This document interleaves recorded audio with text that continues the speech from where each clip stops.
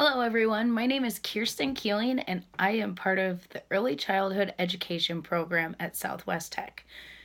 In order to get a little bit more acquainted, I would like to share some information about myself, my career goals, my intro to speech goals, and who I admire as far as a good speaker. So it all started on September 30th, 1991 in Moline, Illinois. After a long and excruciating 18 hours, I was born to Kevin and Denise Keeling. Flash forward a couple of years, and by the time I was 6, my parents were getting a divorce, unfortunately. Then flash forward to the next year when I was 7, and my mom met a man named Rob, who also had 2 kids, and I thought it was great playing with them all the time. Rob seemed to be around quite a bit. Obviously, I was a little too young to really understand what was going on. I just knew that he was someone who was consistent and constantly in my life more and more. So by the time I was 8, Rob asked my mom to marry him, and I found out I was going to inherit 2 siblings, a brother and a sister, Amy and Joel. So by the time my parents got married, we went ahead and moved out to Sherrard, Illinois, and I was taken out of my private school and put into a public school. So I could go to school with my brother and sister, and it would be an easier commute for my parents. So flash forward now way into the future when I'm 21 and I wasn't really going anywhere. I wasn't doing a whole lot. And my aunt and uncle got me a job at a daycare out in Eldridge, Iowa called Children's Choice. So I'm working there and I'm going to work. I'm enjoying my job. I figured I would just do childcare for fun. It seemed like a fun thing to do, go hang out with kids, play a little bit, and then go home. So I start sitting around and I'm hanging out with my friends a lot, and I'm looking around and realizing that a lot of my friends don't really have any jobs, and if they do, they aren't steady jobs. If they are steady jobs, they're just not steadily going to their steady jobs, and they're calling in, being late, things of that sort. So I started realizing that my group of friends, I was starting to just kind of outgrow them. They started seeming like they were in a more stagnant place, and I was trying to progress more in my life. Fortunately, I had a friend who chose to move to Madison to do burlesque. So I would come here to Madison and I would watch his show, come to his shows, hang out with him. And, when people tell you, when you're picking colleges out, they tell you when you go to a college, you will just know that it's supposed to be the one.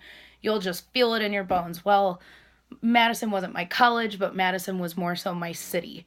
I would come here and I would have the time of my life, even if it was just him and I, my friend and I, hanging out, walking down the street, people watching, taking in the environment. I loved every minute of it. And then I would go back to the Quad Cities and I would get this depressing, sinking feeling in my stomach almost. And so in order to cure that, I would hurry up through the work week, and then I would turn around as fast as I could and just drive back to Madison and do it all over again for another weekend. And the more and more that this started happening, on top of looking around me and seeing that a lot of people just weren't going anywhere around me, I decided that I needed to do something. And I just couldn't sit by anymore and have these just depressing feelings. So in April of 2013, I decided that I was going to move to Madison. My friend had a significant other who was moving out of their apartment and he needed a roommate. So I decided, like I said, in April of 2013 that I was going to move. I got money together that I needed for, moving vans, moving trucks, gas, things like that. And by August, I was moving out of the Quad Cities and I was moving into my very first apartment, 932 Spate Street in Madison, Wisconsin. Now, rewind a little bit. As I said before, when I was 21, I had started working at a daycare called Children's Choice out in Eldridge, Iowa. Like I said, I started working there. Basically, my aunt and uncle had kids that were going there, and they got me the job because I think they, as well as the rest of my family, was trying to get me to go into a direction where I was going to thrive and not just survive. And little did I know, here I am now at 26, and early childhood education is my passion. So I have 3 semesters left, including this one. So I have this one, my summer semester, and then I have my fall semester. And if all goes well and all goes as planned, I'll be graduating with my early childhood education degree in December of 2018. After that, I plan on moving to Milwaukee with my boyfriend, seeing as he will be needing to finish engineering schooling, and hopefully I can transfer most, if not all, of my credits to UW Milwaukee and finish out my bachelor's in early childhood education.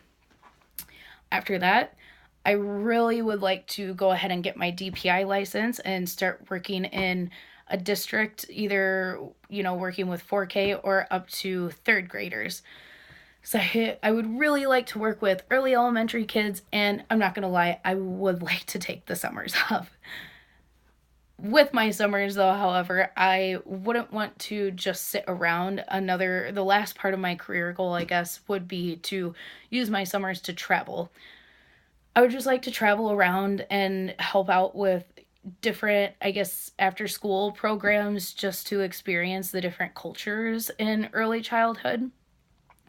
I mean, I know I don't have to travel across oceans and oceans to see that there are different cultures. We have different cultures here just in the United States. I could probably go down to Texas, and their early childhood education programs aren't the same as they would be here in Wisconsin.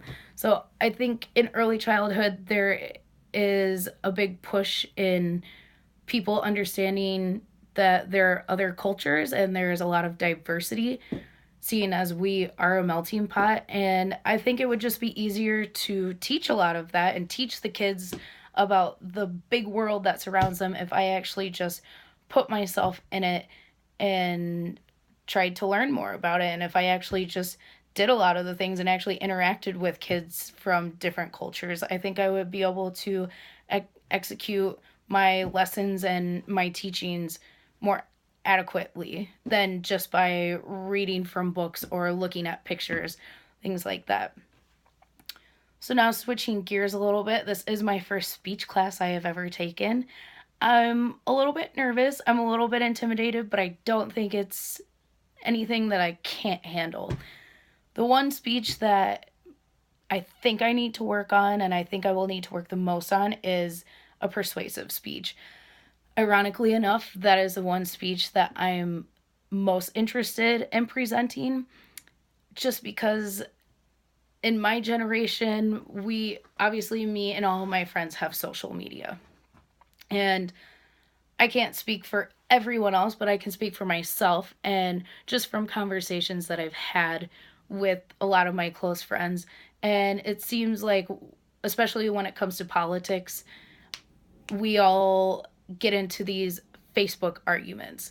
And I think they turn into arguments because you have people from all different angles and all different keyboards who are trying to make points and who are trying to persuade one another to think like each other.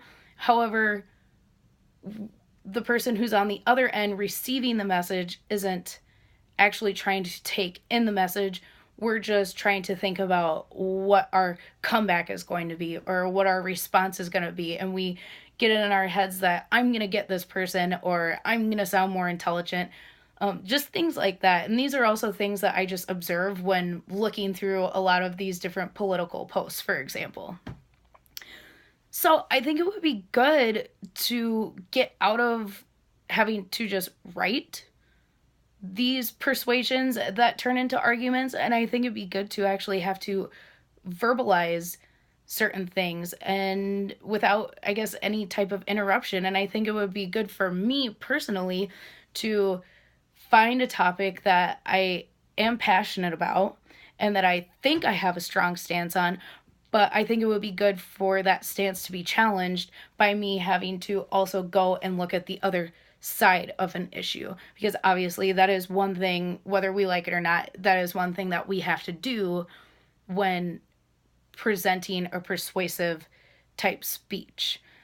So who knows? I mean, maybe I would go and think that I have a certain stance on an issue, and I go and look at the other side, and all of a sudden my stance changes, and I'm not ashamed to talk about that, and I wouldn't be ashamed to make a speech about that. I'm always, always okay with playing devil's advocate, and I'm always open to different interpretations to issues, and I'm always open to changing my mind, because as people, we're allowed to do that. And I don't think people are willing to do that, especially on social media, because for some reason that's viewed as a loss, I feel.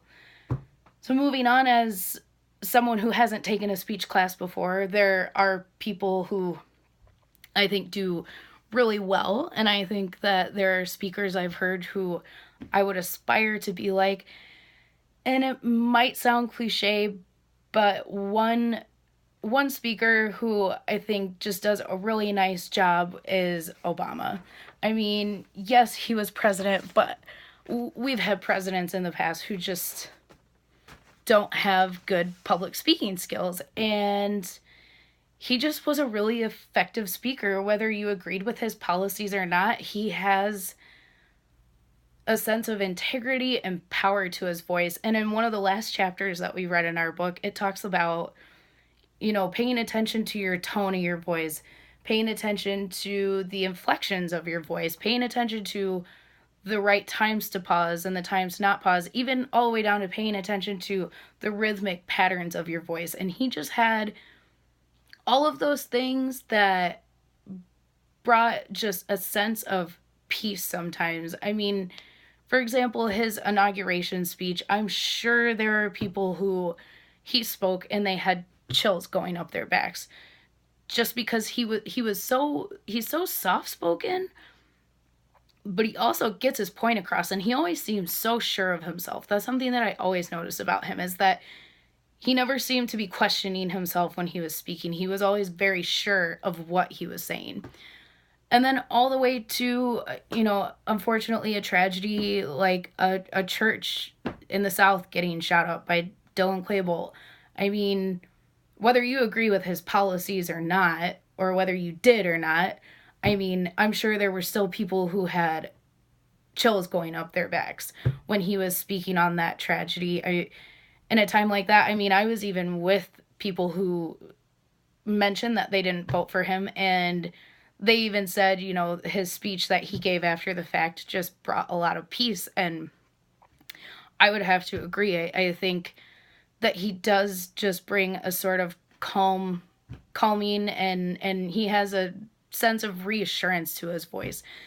And that's something that I aspire to bring to the table, or he's someone that I aspire to being a good speaker.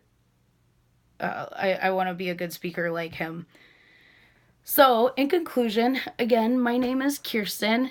I'm in the early childhood education program here at Southwest Tech. I'm here in Madison, soon moving to Milwaukee, hopefully, if everything goes to plan. Like I said, I'm going to be gearing up for this persuasive speech, because I'd really like to hit this one out of the park. And I hope you guys enjoyed listening and watching. Thanks.